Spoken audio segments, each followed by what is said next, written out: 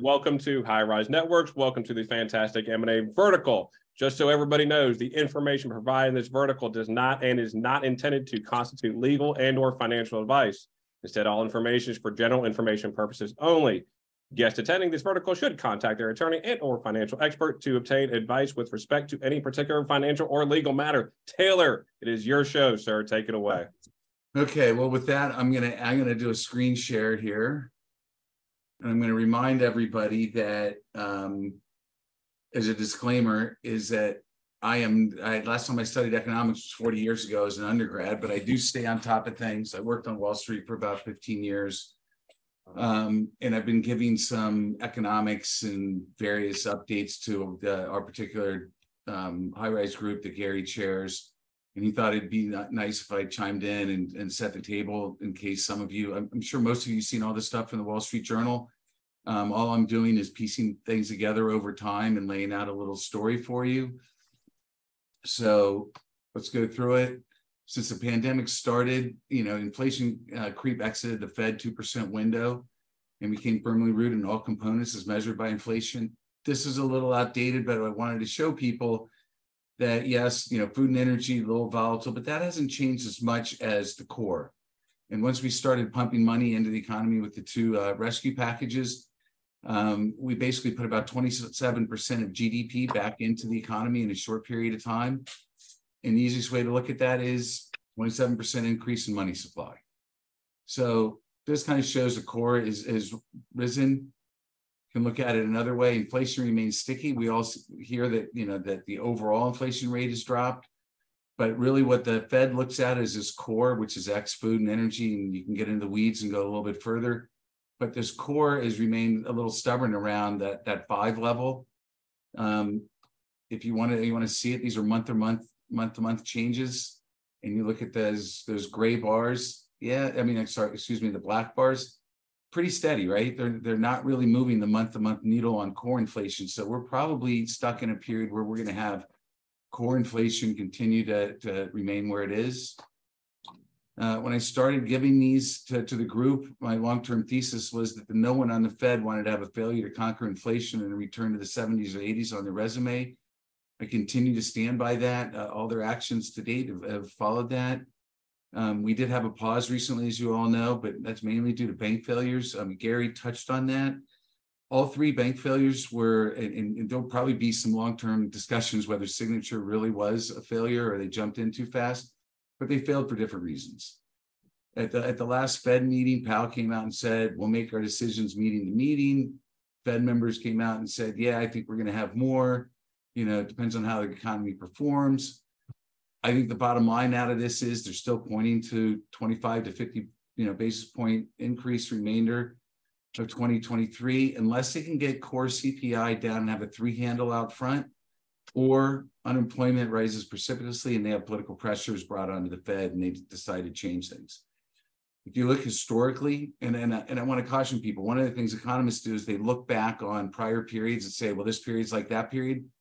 We haven't been in a period like this where we've had rates go up as much, inverted yield curve lasts as long as it has. I could go on and on about them. But in general, the typical pause at the top, once the Fed stops raising rates, 9 to 15 months before they stop lowering rates. So I want people to keep that in mind. I don't know if anybody gets into the weeds in this group on dot plot charts. This is, the Fed governor saying this is where they think things are going to be. Here's the December dot plot. They thought the general consensus for the year was going to be 5.25. They thought for 24 was down around 4. Move forward to March. They all upped their outlook by 25 basis points. Then you move forward to the last one. They're consolidating around a little bit higher. So even though the markets are telling, and the markets have consistently been telling us that rates are about to drop, and they haven't. And with the Fed, which is kind of the baseline of where rates start, they're gradually, inching upwards. And this inflation that we're dealing with is not just the United States. You look at most of the developed world economies that drive our world economy, everybody's pretty high. And it's remained pretty flat for the last year and a half, despite all these interest rate changes. This is something that David referred to earlier, which is, this historic rise. Look how fast we raised rates in response to inflation this time. This is by far the fastest, steepest, climb we've ever had, and the markets are having trouble trying to figure out when it stops, how to respond to it. And I think they still have a little way to go. So we've all been wondering about inflation and recession, and I put together a couple of indicators that typically tell you you're going to be entering a recessionary period. First one is, historically, when inflation has gone above 5%, has only really been conquered when the Fed fund rate has approached CPI. So these gray bands are all the recessions that we have, and you can see every time the Fed fund rate had to get up to where the CPI was before it peaked and we started dropping rates again. Indicator number 2, we've discussed this, the inverted yield curve. This is an older one. I looked about 2 weeks ago, and that spread was 91 basis points between the 2 and the 10. And this is an historically long period. And this has typically been the first indicator people say we're in a recessionary period. Hasn't happened yet. Number 3, which is something not everybody looks at, is unemployment bottoms. And if you look at this, every time we've gone to an unemployment bottom and the rates started to climb, yeah, we entered in a recession. Why is that? Because businesses probably know ahead of market indicators, things aren't going so well. I'm going to have to start laying people off. Where are we right now? We're down here at a historic low. So it's probably only got one way to go, but up. And then what your topic of discussion today, credit tightening. This is from a survey from the St. Louis Fed, which is one of my favorite Fed groups to look at. And you can see every time that we've gotten higher on credit tightening by banks, it's been a precursor to recession, especially when we get above this 50 number. And where are we right now? We're at about 50. Here's another way to look at it. Here's something that was, again, St. Louis Fed. This is their, banks tightening credit standards from large and middle banks, and then commercial loans being given. And I put these little arrows in to show the gaps: recession, recession, recession. Look at our gap here, no recession. So and I scratch my head is like, why are we such a different place? Again, this is an older slide, but this says what happened to the labor market. So we lost all of these jobs when the pandemic started, right? And here is the monthly track back upwards. But it was only about at this time last year that we replaced the jobs that we lost during COVID. So are we really in a job replacement or a job creation market? It's kind of hard to say. Here's something that the Fed put out. This is a long-term historic trend of employment in the United States. And without COVID happening, you'd see we're about 3 million jobs behind where we'd be if we didn't have this pandemic. So I think that what you have to look at is what's going on in the job market. That seems to be the only thing that's bolstering this economy right now. It's not just the United States on unemployment. Everybody here except the UK is at historic lows right now on unemployment. So I think we all know that when you look to hire somebody, you're having to pay more. Probably don't like the level of talent all the time that you're getting.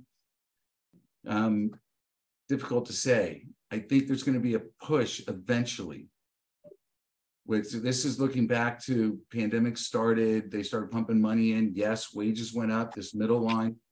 But because of inflation, prices went up higher. And here's the real wages. So that's a gap for all the employees across the economy. They're going to start barking for a little more pay, and we might get into a wage price spiral inflation, which is not good. The difference being that if you look at this and you want to talk about credit, and yes, we are a consumer economy. This is U.S. household debt service payments as a share of disposable income. We're doing pretty good. We're nowhere near where we were when Lehman happened, right? So there are contradictory signs. Everybody's wondering, are we going to have recession? Don't know. Inflation, you have the CPI here. This dark line is going up. It's dropped this year. Started last year. It's gone below its trend line, year over year. But if you look at the core, which is this blue line, it's kind of stayed where it is, and it's only dropping the year over year core inflation rate a little bit. So we're trending in the right direction. looks that way, but it's I wouldn't bet on it. My bet would be that we stay in this higher inflation mode and that the markets have priced in a little bit higher rates than what we're used to. And if you think about it, those have been of us have been around for a long time. 2% and lower was really cheap money. And I don't think we're going to have that cheap money going forward. It's probably going to be more in that 3 to 5 band. But that's just a guess.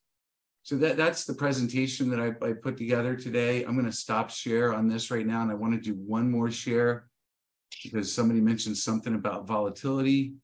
And this was in today's journal. It's not the VIX, but if you look at call options, look how much, and calls are the leverage side of the market, right? You can move the market a lot more with less money. Look at the volume of contracts. Now, there's two sides to every trade, but I think we're in for potentially more volatility, a higher interest rate environment, and until they can get inflation under control, we're going to have higher levels than what we've seen in the last couple of decades. So with that, I think I tried to get through things as fast as I could for you gentlemen so you can discuss your, how it impacts the M&A market. Okay, David, you want to, or who wants to kick things off in terms of commenting what's going on in your world? You raise hands or just speak up, or we'll call.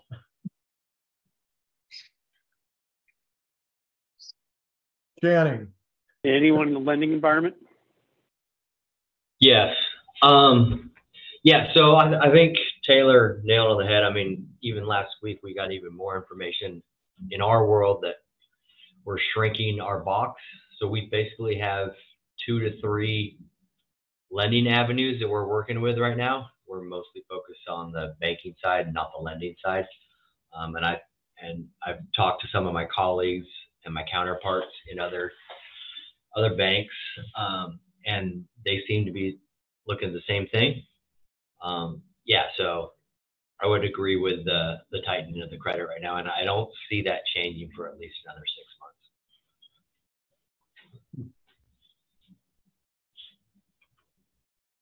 Is that a wait and see position, Channing? Yeah, it's a wait and see, and no one really knows. Well, I think the pandemic kind of had an accelerator to it, because especially now we got word 2 weeks ago that we're not even doing any office lending, just because of the whole scope of what pandemic introduced and created was, I mean, not everybody needs to go in the office now, right? So now there's huge speculation on what are office occupancies going to look like? Or, has that whole structure changed, or are we going to gravitate back towards it? I see a little bit of both. I see a lot of companies gravitating back towards office vacancies in terms of having everybody come back into the office. But there's a lot of industries now that have realized that they don't really need that presence. And so they're going to escape that as soon as they can, or they're not. At one point, if they were going to, make a purchase or something like that, they've kind of paused on that. So I think it's good. Within the next 6 months, I think we're going to see a lot of difference in terms of the platform of how people do businesses.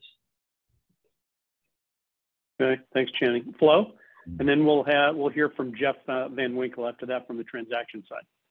Okay, great. What we're experiencing in our commercial lending is, and we look at 2 areas: the small to mid-sized businesses that's raising up to say 5 to 10 million, and then the large balance loans. And on that small to mid-size, it's really getting difficult. The banks are out; they're not lending, and there are deals that I'm working on that normally I could place, like a concrete company. They do poured concrete, and nobody will touch them because they're in the construction space. I've been through several lenders, and they're all saying, no, it's construction. We're not lending in construction. Lending on land, finished lots, not raw land, but lots that are already, the horizontal is done. So the water is in, the curbing is in, the power is, everything is in, and it's a refinance. And this refinance happened because the company who holds the debt on it is going under. His bank said yes, and then said no, because they're concerned about their deposits. That was the explanation. They pulled back and said, we're concerned about our deposits. We can't lend you $3.5 million. So now he's out shopping with private lenders. The problem is most lenders don't want to invest in land. They want a building. So if they have to take it back, they can try to lease it or put something in it. They don't want land that you have to go build something on. So that's some of the things the challenges that I'm having in placing some of these loans. Small to mid-size, if you're buying a franchise, yeah, I can help you with that. Anything on that SBA can do works. When you get outside of that, it's gotten really challenging. On the large balance loans, on the other hand, there's a lot of money for those. It's a lot of private money where the banks aren't lending anymore. Thank you, Flo. Jeff, what are you seeing from a transaction side? Thanks. It's been actually, let me just say, helpful hearing from what some lenders and brokers to lenders are saying. Maybe help me understand the insight. We are seeing mid-market and small deals slowing down, but it's because of the uncertainty about the market and pricing. And I'm not always sure what the component is of financing or agreeing upon where we can go. Because obviously, I think markets historically have figured out how to respond to higher interest rates, and it changes what the value of it changes what the total amount is that a buyer is willing to pay. Sellers are having to reset their expectations. But even just listening to this call, I think some of it is. Oh, that's easy. It's less about rates. Yeah, it's less about rates than it is about just confidence in where we're going. And we don't see that turning really quickly at all. We think we've got some real long sledding ahead of us, influenced in part by rates and the pullbacks of lenders. Yeah. Yeah, I appreciate you sort of punctuating that, Jeff. So there's this complicated valuation formula that the private equity groups in particular look at in determining their return on investment. And actually they use internal rate of return, which is rate of return over time. So they want to make the investment, scale it, and exit quickly, and then that's how they raise their next fund. So they're putting in the variables like the cost of the equity, cost of capital there, the cost of the debt, which has now gone up. And then the plug is the valuation that they pay for the company. So if your inputs go up, your cost of capital go up, then they're going to push the valuation down in order to hit their return on investment target. So that's what we're seeing from a mathematical standpoint. And some of you might, Howard? Go ahead. Go ahead, Gary. No, I was just going to add, some of you might recall, I don't think our session was recorded when we did it, but a few sessions ago, we actually did a presentation on that mathematical formula and the way that it impacted M&A and PE firms. So if any of you want to go through it, either David or I could, just connect with us and we could go through that with you. I think we had a couple of charts that we used. David, real quick, Ejaz was first, then Christine, then Howard. Yeah, I noticed that too. Thank you, Sean. Go ahead. Ejaz, did I'll jump in. Pronounce your name properly? Yeah, you got it. That's perfect. Thank you. I've got a different perspective. I'm going to give you an SBA perspective, SBA lending. And I'll speak in the context on the backdrop of banks in general, not specifically my bank. So I guess if you've been underwriting prudently historically, with its cash flow, its income statement leverage, is how much collateral exposure you're going to take. It's business as usual in the M&A space specifically. There are many buyers, there are many sellers. There's, I guess, yes, the interest rates are high. If you're in a floating rate product, then yeah, rates are pretty high right now. I see a lot of activity in multiple industries. And just to paint the landscape for anyone who doesn't know, SBA lending really, from a definition of small business, covers businesses with tangible net worth of up to 15 million on the balance sheet. and an average net income over 2 years of 5 million. So that's a lot of fish you can catch in that. So that's a lot of the backbone of business in America. So, you know, if it's prudent lending, you're still in a good position. We've got a lot of business coming our way right now. The SBA itself has motioned that August 1st, they're going to introduce some more changes, which could actually expand M&A activity even further concerning seller note financing. The restrictions might be lowered, I guess. There'll be more buy-ins rather than buy-outs. And now these are all proposed. Lenders are all waiting to see how that's going to be implemented, if it's implemented at all.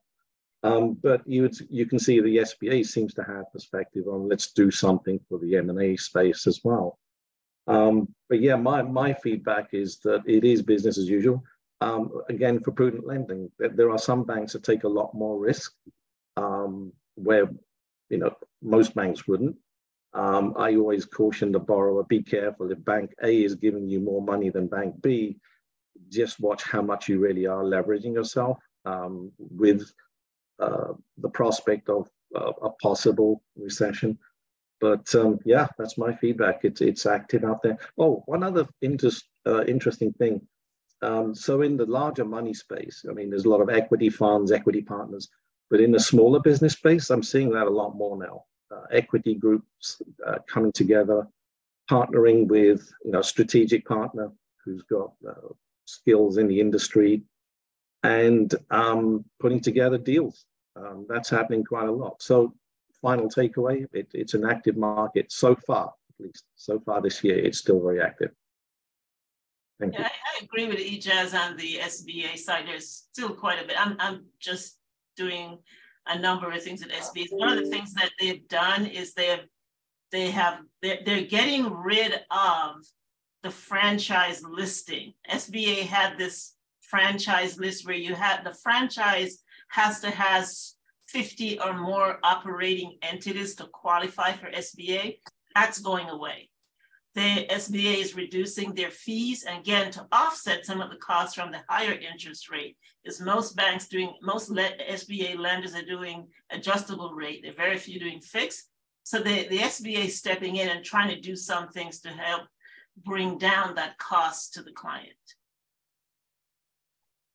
I guess one other perspective I'd add is certainly in this small to medium-sized business space, is if there's a deal there and there's a buyer there who wants that business, if the rates are high, he's going to buy that business. Oh, yeah. He doesn't want that opportunity to go away. It's not like a house. Right. You can go to the next town and buy the next house, but if you miss the house of your dreams. But with the business, it's different. I mean, there are motivated buyers in the market right now. Yeah, that's an interesting point, Ijaz, and also Flo. I think that pertains more to people that we would call a strategic buyer versus a private equity buyer. The private equity guys they live and die by this financial rubric, and if they get outside of that, their investment committee smacks them around, and it's a challenge. So what everyone's talking about, well, valuations aren't as high as they were, but they are also all-time highs. The valuations are still reasonable; they're still attractive. But people get locked into that high watermark, so that's that valuation issue embedded in with the client. Christine, you had a comment? Yeah. So I am in the Seattle area, and we are still doing lending business as usual. I would say the core fundamental business, the manufacturing, wholesale business are still doing fine, see growth opportunity, high increased demand. Yes, interest rates are higher, but we can offer fixed rate loan with interest rate swap on a term loan scenario, and it still works at attractive level. Christine, what just out of curiosity, what kind of levels are you able to do? And I know you're probably going to say, well, it varies, but if you could give us an example what kind of fixed rate loans are you able to get? Well, pricing is really tied to perceived risk, right? So let's say if it's a pretty stable business, growing profitability, and the company is growing, their customers are buying more products from them, and they need additional facility, and we help with financing on purchase of new property and new equipment. The likely 10-year fixed rate range, it's probably 7.5%. It's cheaper than prime. And if the risk is lower and there is meaningful banking relationship with deposits, and it could be even more attractive. It really depends on the overall relationship, the business owner, the guarantor, the industry they are in.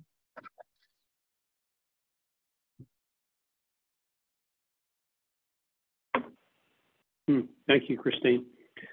Howard, how are things in your banking world?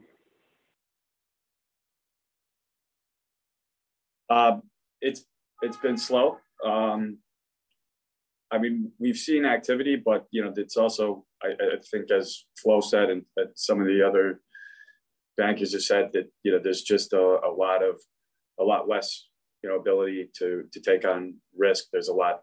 The underwriters have got a lot tighter, obviously, in this market. So you're seeing loan values come down in terms of percentage of value. Loan to value percentages are coming down.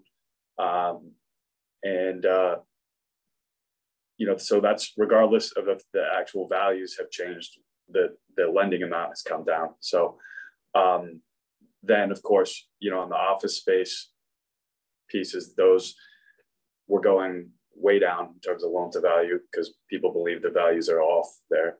And then, for, like Christine said, I do a lot of C&I lending, and I'm in the New York tri-state area, New Jersey, Long Island. There's a lot of warehouse, and we are doing a lot of C&I commercial industrials where the values have stayed steady or even increased. So it's obviously depends on what type of business you're looking at. Obviously, office space values we're a little more hesitant.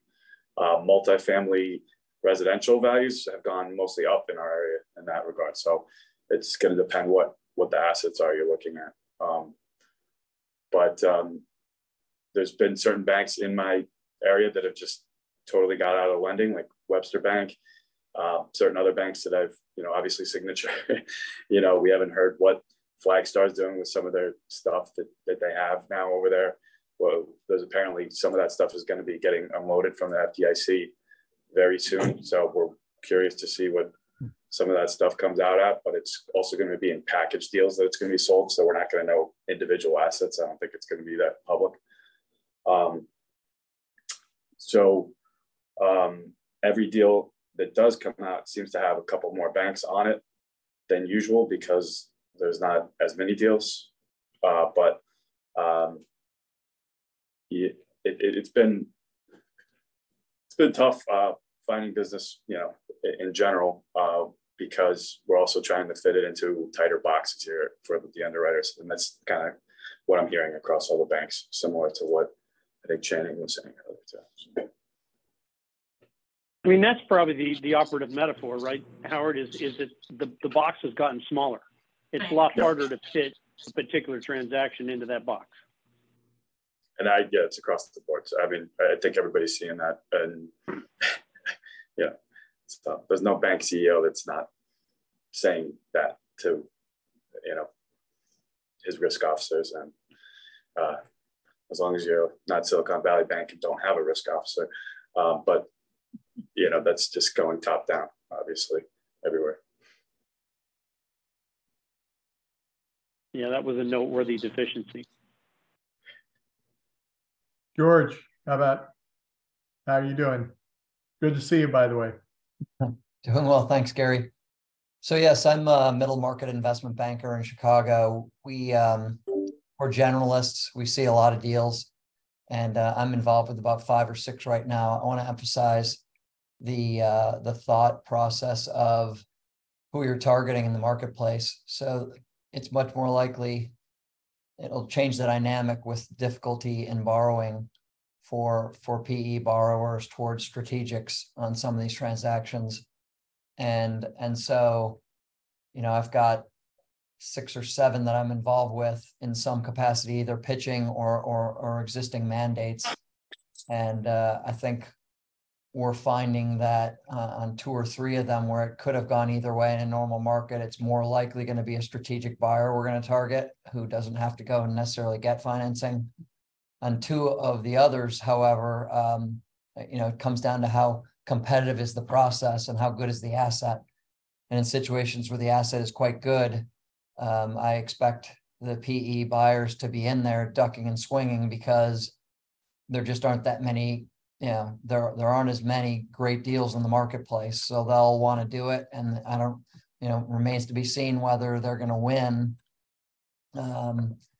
in terms of, you know, modifying how much they're willing to pay to affect their returns versus not deploying their money. And so stay tuned and I'll report back once we get to market on these. You actually raised a good point, George, about the perspective from the strategics versus the private equity. So that time-oriented rubric that I described earlier, that's what really governs a private equity guy's valuations. The strategics can find a way to justify the valuation because it's very much accretive to what they're doing.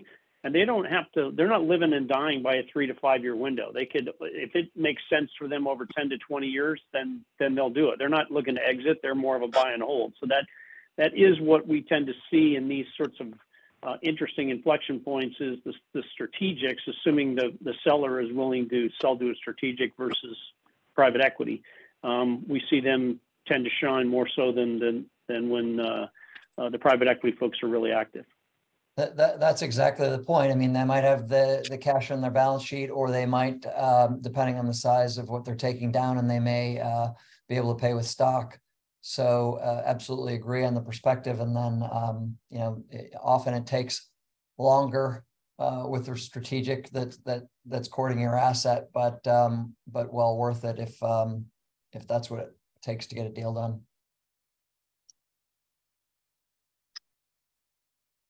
Kirk, do you have a comment? Yeah, had a lot of my clients go through M&A last year. What I'm seeing is an uptick, and I actually read a report on this, that as a lot of the business owners these days are boomers and starting to be Gen Xers, that there's going to be a larger segment that are going to be looking at either retiring and selling a company or merging or doing something along those lines. And I ran into that personally with a couple of the businesses that I worked with last year. So that's going to be on the rise. Secondly, you know, I've been a virtual company since 2010. So I kind of foresaw a bit that with technology getting better, that there would be more and more virtual. I didn't expect it to happen so quickly, but I think COVID pushed that process a lot faster. And now the genie is out of the bottle. And I know that a lot of companies are like, what do we do now? Apple, Google, like trying to figure out the way to get people back to an office. And then the third part, and this is more from the technology side, and I've spoken to other commercial bankers and whatnot, is there's a lot more scrutiny going on now from a cybersecurity aspect of for M&A and commercial bankers on lending money to companies without getting a good, you know, you always do your checking on their financials and how well they are, but I see more mature M&A and bankers talking to people like us to see, you know, are they going to be attacked by ransomware? Are they going to have a breach? Am I going to put money into this, or are we going to merge and something's going to happen in the next 3 to 6 months? So it's kind of an interesting thing. I know in our market, managed service provider market, I'm getting approached almost weekly for, hey, let's talk about selling your business. So I know right now it's a seller's market for managed service providers, but it's just, there's some intriguing notes out there. So they were kind of a bit random there, but I wanted to put in my input. Thank you. Thanks, Kurt. Yeah, you mentioned the gray tsunami, which they've been talking about probably for 2/3 of my career, and we've been waiting for it to happen. I think it's more of a stream than a river, but it is going to happen. You know, I wake up every day with less hair and more of it turning gray. And eventually, whether you want to sell or not, it's going to force your hand. So where I spend time advising clients is focus on the valuation. And that's where a bunch of the advisors on this call today can be helpful. But focus on what you need to get to the next chapter. People get caught up in what I call deal-making taxidermy, which is what multiple did you sell at? So they can go to the country club and tell their buddies that they, crushed it at a 10 or 11x. And they don't need that much money to retire. So that's oftentimes they miss windows like what happened in 2008 versus 2007, or even pre-COVID, by focusing on the multiple instead of the dollar. You don't spend a multiple, spend money. I saw a lot of that as well, David, in the 2 years ago, 3 years ago, when I had a client who the gorilla in the space was at selling for 23 times revenue, and my client thought he should get revenue. It was Ring Central. I mean, it's a publicly traded company, but all of you guys know probably, or any of you who have looked at it, it was selling for $23 billion with revenue of about $1 billion. Today, it's selling at about 2.5 times revenue. But my client thought he should get, something approaching that. And now well, he's not my client anymore. But obviously we didn't, we didn't get it. We didn't move forward with that deal. So. Ivan, good to see you. Hey, how's it going? Real quick, I've been listening in silence. I just want to jump on what was just said. It's really interesting. I don't know if you guys read the Sunday Times for those that live here in California, but they actually just wrote an article on Sunday in regards to what you're talking about as far as retirement and people ready to have an exit strategy. And the interesting thing was that the United States is actually getting older. We just hit the all-time high of the average age in the United States, which is 38.9 years old, making us right up there, probably in the top 3, top 5. And one of the problems that they were saying was, lack of birth rate, lack of immigration. And they were already projecting out that the average boomer, at least young boomers, those born in the late 50s, early 60s, to my generation, Gen X, would be working on an average age of retiring about 75 to 76 years old. So it's going to be really interesting to see as the boomers start to retire, how they're going to continue to extremely outnumber those working. And unfortunately, I forgot the math that they said, but it was going to be pretty high, how many people that would be retired to the average person working. But kind of look into that while you guys going through the M&A, but I'm loving the discussion. Thought I'd just throw that in there. You got more riders than plow horses, right?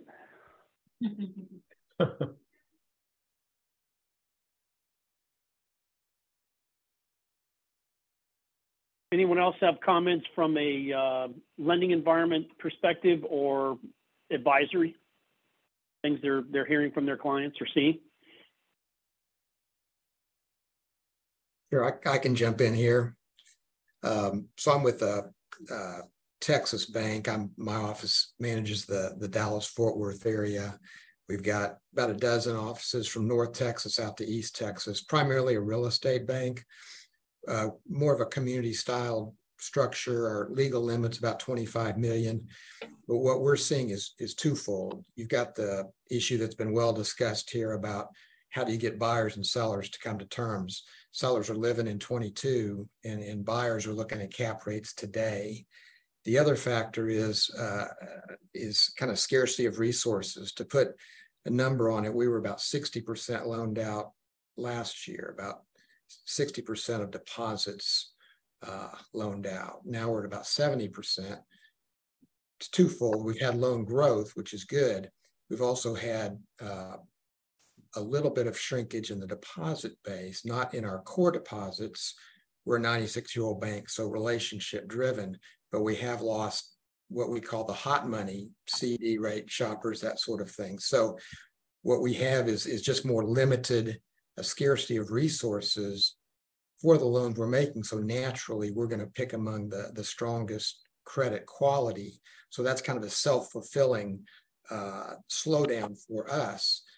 We're about 70% loaned out now. I mean, we're still in business for sure, but as somebody mentioned, the box is just tighter. It's smaller. We're focusing on relationships that we've had. Much easier to execute on that than say new transactions coming in the door. So it's just more of a scarcity of resources for us. Where'd those resources go, Chris? Did they go to treasuries and money markets? Yeah, I think, I mean, we've tried to compete. We're not really a place that, and we say this every day, somebody's not going to come to us for the highest CD rate in town. So we've lost that type of thing. I think the larger banks have benefited with the bank failures. I think the too big to fail banks have done better on the deposit side than say community banks. But it's just a rate driven exodus. And when I say exodus, I think we're down 5% in deposits, which we can manage through with the core deposit base. But rate shoppers would be probably the straight answer to that. That's actually a more comforting answer than people pulling money out of fear. Right. Very true. Yeah, I could say 20 million came out of my portfolio in cash for Vanguard index funds and Charles Schwab index funds, and a lot of them they create 0%. I mean, no cost in or out products at some of these brokerage houses, and they're indexed to the Fed. So they're getting automatic bumps, and I'm not arguing with my client too much because I'm like, I don't have that for a year at a community bank, similar to something that Chris has. Chris works. Abe, you have a comment for us? You're in the risk world, right? Yeah, risk management, insurance, risk transfer to insurance companies. And I just wanted to add to Chris's comments about scarcity of resources. I mean, insurance is kind of like grease that allows a lot of these transactions to go forward. And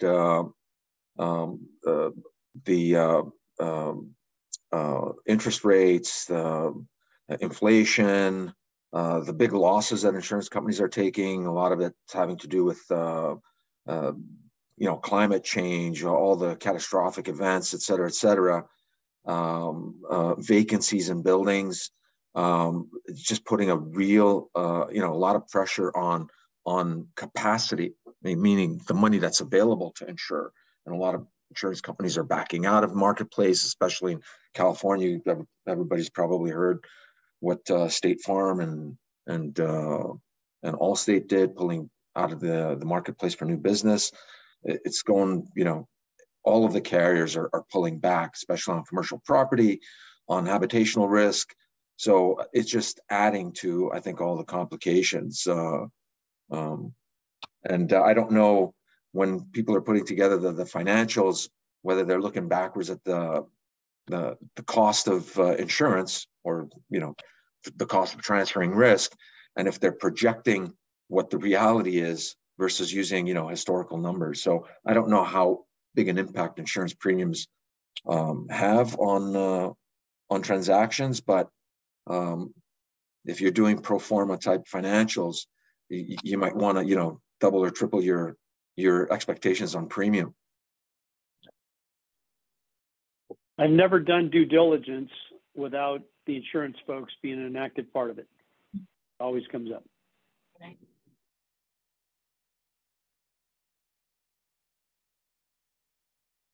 Who else?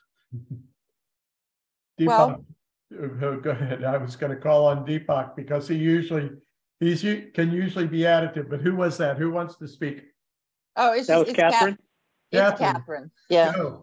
I mean, I'm in a little different spot. Like I'm on the M&A team internally, right? Reviewing these things on either buyer seller side. I mean, I see or experience, I guess, a lot of what you're talking about, just a lot more focus on risk, which is great because I'm focused on risk from a transfer pricing and international tax perspective, because people want to know what they're getting or what kind of haircut they might get forced into or indemnities. So I am experiencing what you're talking about, even though, you know, I'm always on the internal side and part of a larger team, of course, dealing with whatever the deal is or the transaction. So I can back up what you're saying from an internal perspective. Hey, Deepak, what are you saying? You're involved in a number of deals. That we're sell. Well, you're breaking up. Audio isn't working. Yeah, you're breaking up, Deepak. I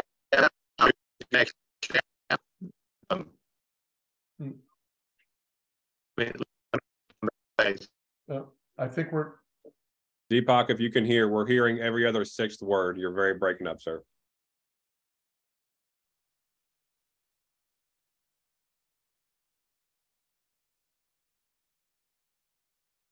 In the meantime, who else has any comments to make?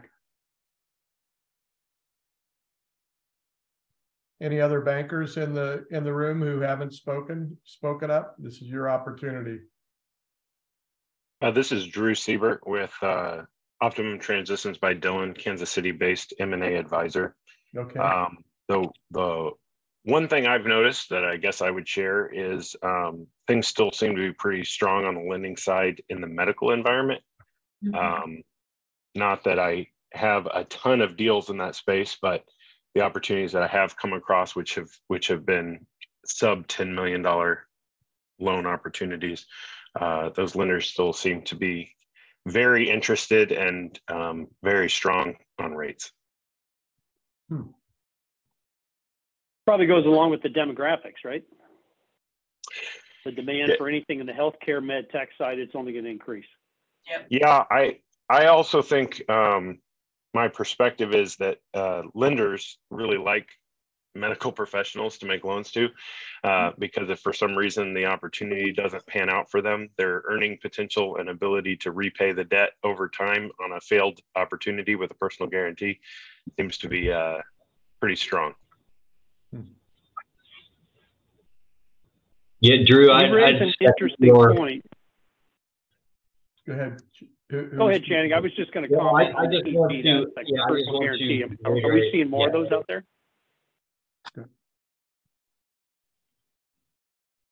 Sorry, if that was a question for me with the multiple voices, I didn't catch what you said.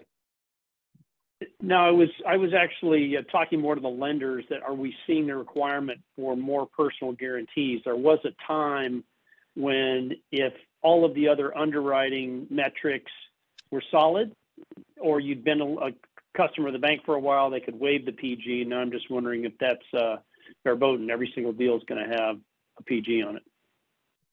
In the small to mid-sized space, yes. In the large balance loan, no. In the large balance sector, we're not seeing any personal guarantees because these loans are so large anyway that, you know, they're 10 million. Right. They're not asking for PGs, but on the small to mid-size, you know, up to 5 million on SBA, you always have to do a personal guarantee. And anything outside of SBA, yes, they're looking at personal guarantee or what assets do you have? Do you own other real estate that they can lien? We always go ahead, require personal guarantee, big or small. Oh, really? Yes. Here. Skin in the game, right? Yes. Well, on my large balance loans, if you're getting 100 million, they ask you to bring 20% as an interest reserve. And this is a trust, it's a private trust, but they're also buying a performance bond. So they don't have to get a personal guarantee. They buy a performance bond from Lloyd's of London. So right. Yeah, you have insurance already. You have the standby LC as performance bond. In the SBA space, as well as the PG, I guess lenders are looking at post-finance liquidity a bit more. Yes. Just what else the borrower has in his pocket after his equity infusion. Also, an insurance product for reps and warranties for a lot of the smaller transactions, you know, like 10, 20, $30 million that, you know, maybe 10 years ago didn't exist. But so sell side reps and warranties policies, I think, can help M&A transactions move along. And they can even, those products are available even after post transaction. They can still get those policies. So kind of just protects the seller and the buyer. Yeah, I'm seeing more of that as well. Well, it looks like we're coming up on the hour. Any last comments, or and if not, I'll let Sean kind of close it up. Hi, David. Sean, any announcements? Oh, go ahead. I'm sorry. Hi. Can you guys hear me now? This is Deepak. Yes. Yeah, we can hear you, Deepak. Hi. Sorry. Yeah, I'm at a different location on that. So anyway, I had to switch connections. I'm on my phone. Just real quick, what I'm seeing with my clients on the sell side, things are slowing down, and they're kind of backing down and waiting for the market to get better. So, you know, they're basically taking themselves off the market. I do have one client that's looking at an acquisition, and as Ija has pointed out, it's understands that debt's going to be more expensive, but you know, when a strategic opportunity presents itself, you know, businesses, they want to move forward and do the acquisition, you know, regardless of the debt being more expensive. So anyway, that I know we're running short of time here. Just wanted to throw a couple of comments in. Yeah, no, that's helpful. And someone earlier had said there's two sides to every transaction. I think maybe that was Taylor. Right. But that, you know, in an environment where you're not a seller, the inverse of that is you're a buyer. So you can go out and find opportunities where there is a deal available, and, you know, build up your existing business. Yep. All right. I'll go ahead and close it out. I just dropped, we know you all love verticals because, well, you're at this one. David, Gary, thank you for leading a fantastic vertical as always. We truly appreciate it. Thank you for everybody's advice. Highrise is not having a vertical next Monday. We are open, but we are not having a vertical. We are closed for the 4th of July. We hope you all have a safe and wonderful 4th of July. And we have our next vertical, our fantastic employment vertical, coming up the following week. Y'all need anything, let us know. We hope y'all have a great day and don't work too hard.